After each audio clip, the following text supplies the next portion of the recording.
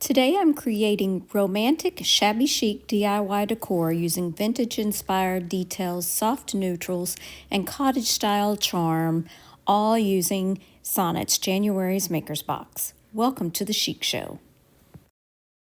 This decoupage paper is by the painted photographer in the Maker's Box. I'm also using this scrap piece of wood that I did thrift, but it looked like somebody had hand painted the front of it. I'm just using a permanent marker, and I'm going to be coloring in the skate strings with this red marker.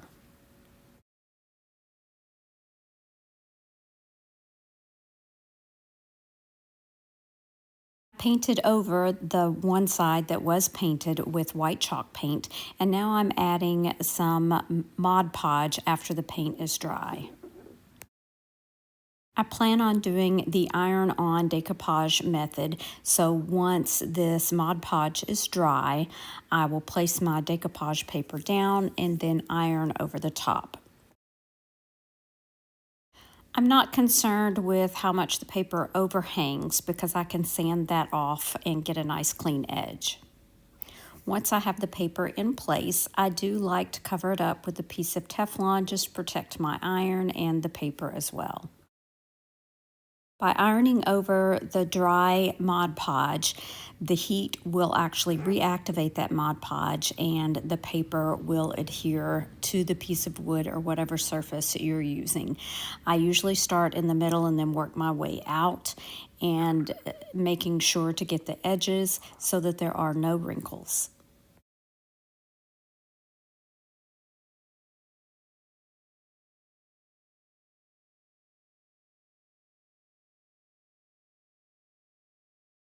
Once the surface has cooled down, I use my finger sander and I sand away the excess paper. Connie with the painted photographer uses rice paper, so it is a little bit thicker of a paper. It has lots of little fibers in it, which are lovely, but it does take a little more elbow grease to sand away those edges. I had some leftover ribbon from Christmas, and I just made a simple bow and then used some baker's twine to tie it in the middle, and I'm going to be adding this to the top of our skates.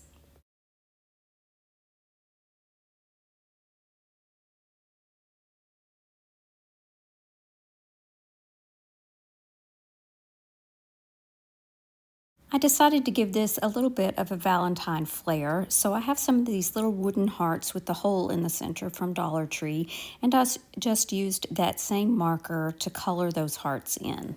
I then used the tails of that baker's twine that I used on the bow and tied the hearts to the baker's twine. I added a little hot glue to the top of the bow and also to the back of the hearts to hold those in place.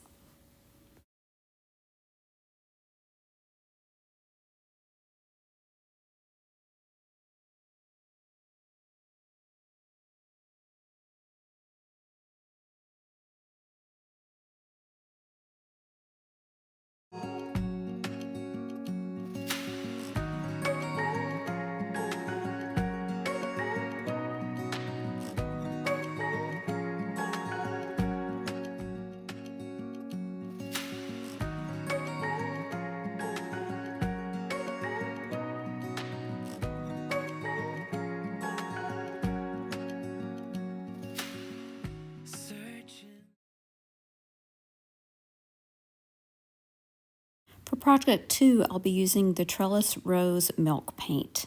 And I'll be using this cute little cherub.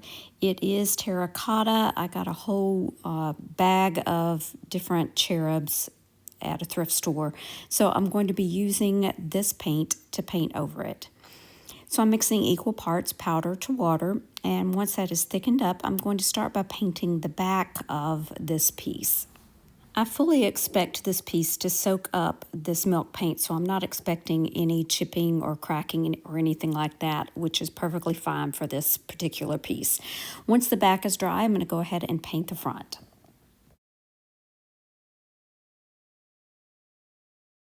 Once I'm finished painting, I'm going to set this aside to dry completely. And then I'm going to come back with some white wax, and I'm just going to try and get it into all those nooks and crannies on the front and the back. And I'll go back with a dry paper towel to wipe back the excess. My hope for this piece is for it to still look terracotta, but be more of a rose color. Now that the white wax is applied, I'm going to go back with that dry paper towel and just wipe it away, leaving it to highlight all of those raised areas and those nooks and crannies.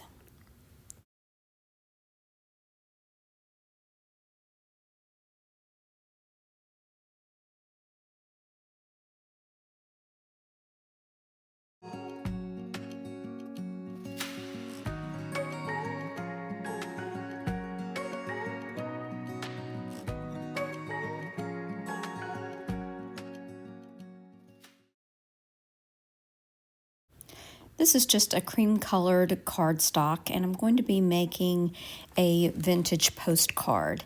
Now I'm using this little punch just to round the corners. I really like this. It gives tags and everything just a cleaner, nicer look. I'm using IOD's stamp, one of the stamps from the Christmas Post stamp set.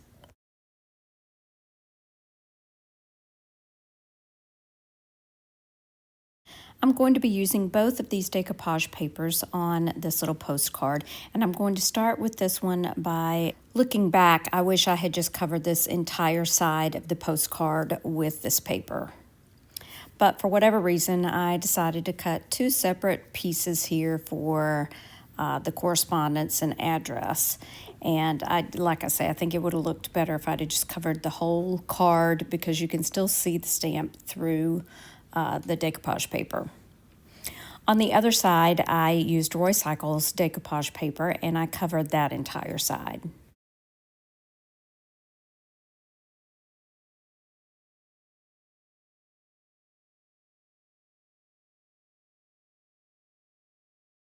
Of course, once I get this side completely covered, I'll go back with my scissors and trim away the excess paper.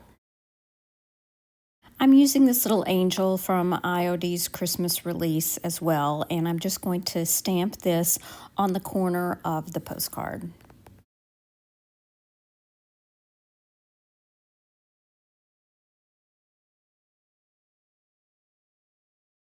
I used the mask that comes with the stamps and covered that angel, and then went ahead and added a little border that I wanted to add to part of the postcard. The mask just keeps you from stamping on top of what you have already stamped, so that whatever you stamp first is going to stand out and look like it's in front.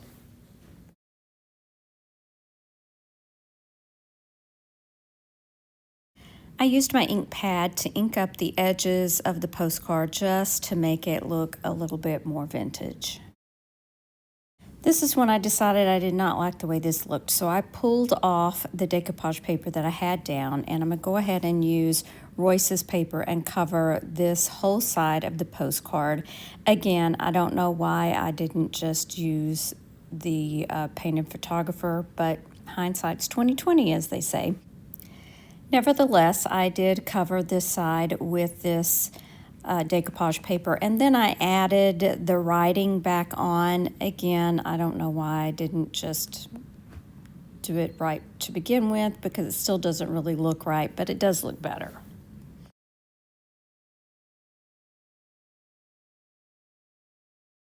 Now back to the front of the postcard. I used my apothecary stamps, and I stamped on Be Mine.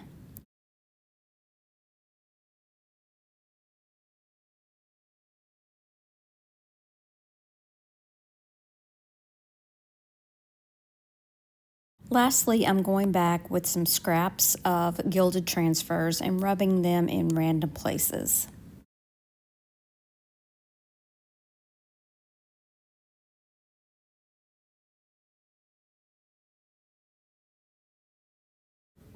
I thought I was finished, but then I decided to go back with some dark wax and just darken up those edges and dirty them up a little bit more. I'll give you a final look at this after the next project. This metal envelope is from one of the dollar stores. I believe it was Dollar Tree, and I've had it in my stash for a while as well.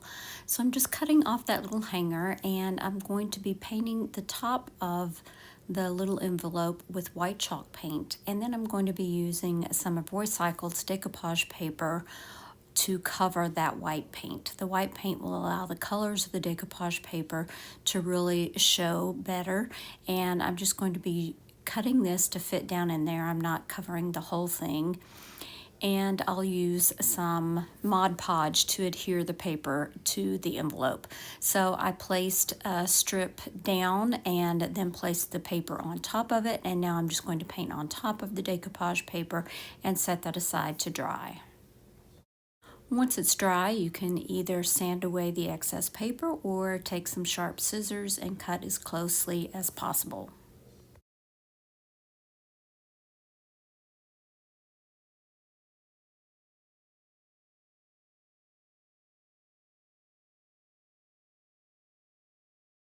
I've also had this little lock mold in my stash for a while. It was cast with resin as well.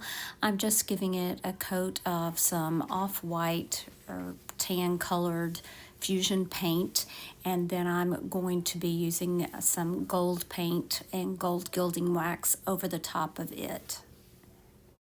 I decided gold rub and buff would probably work better for this, so I am just tracing around the edge of the envelope and accenting all of those little fold lines.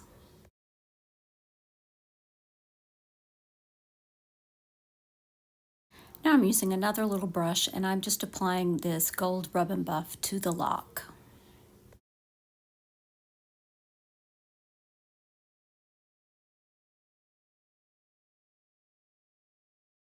Using a combination of Type-Bond Quick and Thick glue and Gorilla Glue in clear to adhere this lock to the front of my envelope. And then I'll set it aside to dry completely.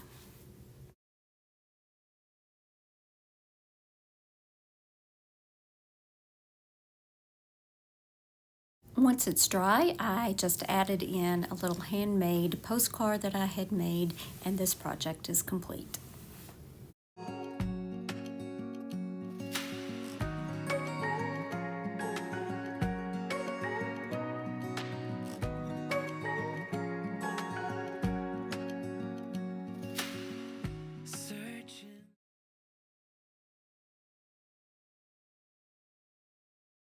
This is actually a little Halloween ornament that I got at the Walmart little dollar spot that they have.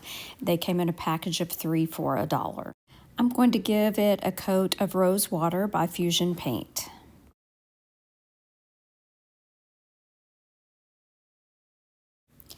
This is a little resin casting of a rosebud, and I'm going to be painting the rosebud with the same pink paint, and then I'm going to use mint chip on the leaves, which is a DIY paint. This is the napkin included in Sonnets Maker's box this month, and I'm going to be applying part of this to the front of this little heart ornament. So I'm deciding which flowers I want. I'm going to cut those out, and remember there are usually 2 or 3 plies to a paper napkin, so you need to peel all of those away except for the top portion that has the actual print on it. My plan is to use the wet tear method, so once I decided where I wanted my flowers, I turned that ornament over and traced on the back of the napkin just so I knew kind of where to draw my wet line. And I'll use a wet paintbrush for this and then tear away the excess.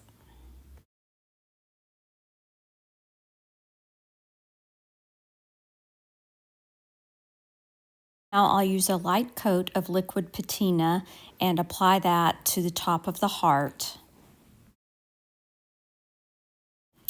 Then I'll apply my napkin to the top of the wet Mod Podge and apply more on the top gently. Somehow I didn't hit record or lost the footage or didn't record me gluing the rosebud down to the front. So I just used some Titebond Quick and Thick and glued this rosebud to the front of this ornament.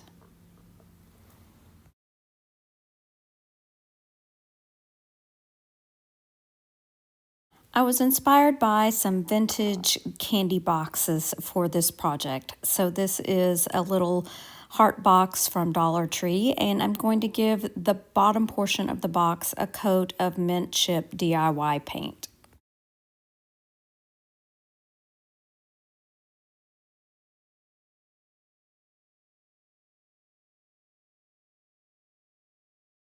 The edge of the lid will get a coat of the Rose Water by Fusion. And finally, the top of the lid will get just a coat of white chalk paint. Once the paint is dry, I applied a thin coat of Mod Podge to the top of the box. I'm going to be using that same napkin that we used in the last project.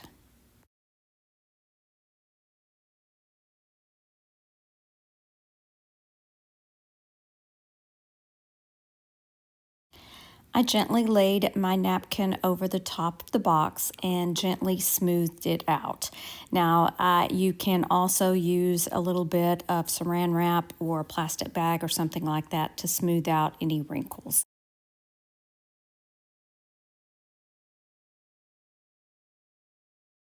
Once the Mod Podge was completely dry, I sanded around the edges with my little finger sander just to get rid of that excess napkin. I thrifted this fun pink ribbon quite a while ago, and I thought this would be the perfect project to use it to make it look like a vintage candy box. I cut it to the length that I needed, and then I just hot glued it onto the edge.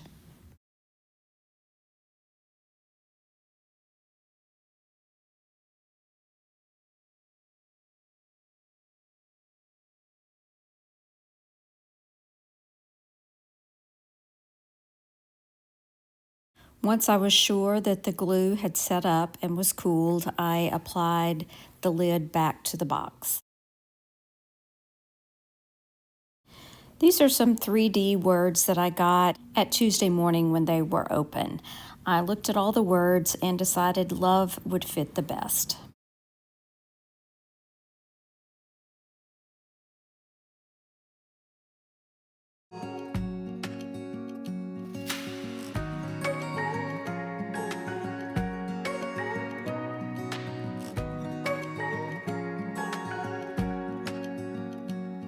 If you love romantic shabby chic decor, vintage cottage DIYs, and elegant handmade home accents, be sure to like, subscribe, and stay inspired for more beautiful DIY ideas.